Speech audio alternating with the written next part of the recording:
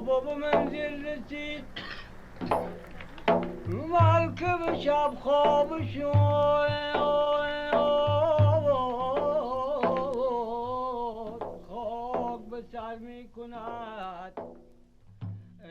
have time to visit lots of places in Bamiyan, especially two Buddhas. Cool. There are stairs to go inside the Buddhas. Wow, really? Yeah, you can climb till the head of the Buddha and then come from the other foot. Yeah. So these Buddhas were these huge Buddhas from, you know, way back in the day. And then I guess the Taliban destroyed them in like 2000. They thought about rebuilding them. I don't think they have yet, but their big like cocoons are still there. They're these shells. And it's supposed to be like sick. The Buddhas of Bamiyan are a UNESCO World Heritage Site, most likely built sometime in the 6th century. They were considered to be the largest Buddha statues on Earth, the taller of the two being about 180 feet. The Buddhas were part of a holy site for Buddhists along the famous Silk Road. Monks at the monastery lived in the nearby caves. The Buddhas stood tall from then until 2001, when they were destroyed by the Taliban for virtually no reason. They said, quote, "No one would be able to worship them in the future." They said that they should be proud of smashing idols, and that they were smashing them purely in Islamic law. As you might imagine, the entire international community reacted in horror, including the entire Muslim world.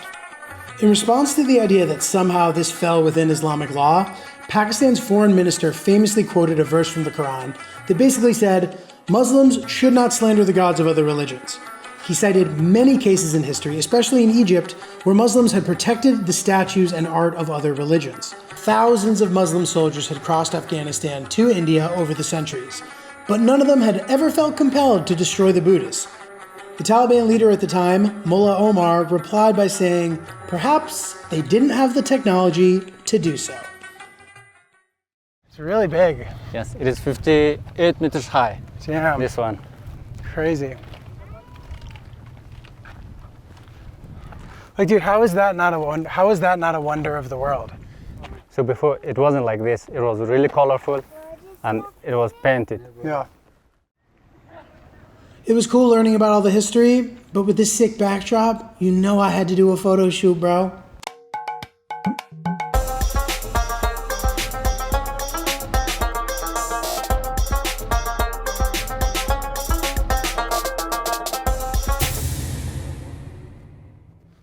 Exercise. We had begun to ascend the Buddha's shell, en route to the top. It felt super weird to be sightseeing with a Taliban flag flying overhead. At every turn in today's Afghanistan, there are not so subtle reminders of who's in charge. The guy who took our tickets also had a machine gun, which is a very funny, multi-purpose role player. You know, this guy's like, oh, and then he's like, have fun. Hand us the tickets back, has a Kalashnikov wrapped around his chest. We had mixed interactions with the Taliban, which I talk more about in the video linked below, but they were generally suspicious around us.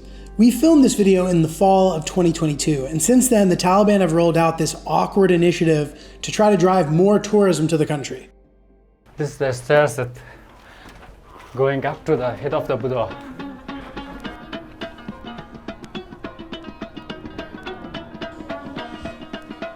As I walked around the top of the giant Buddhas, I felt a deeper appreciation for the importance of preserving cultural history and the need to cherish and protect it. Altitude, get me a little bit. The Buddhas stood tall for 1,000 years and one afternoon were reduced to rubble in a second. Although I wish I could have seen the Buddhas in all their glory, I was grateful to see what was left of them and all the breathtaking scenery around us.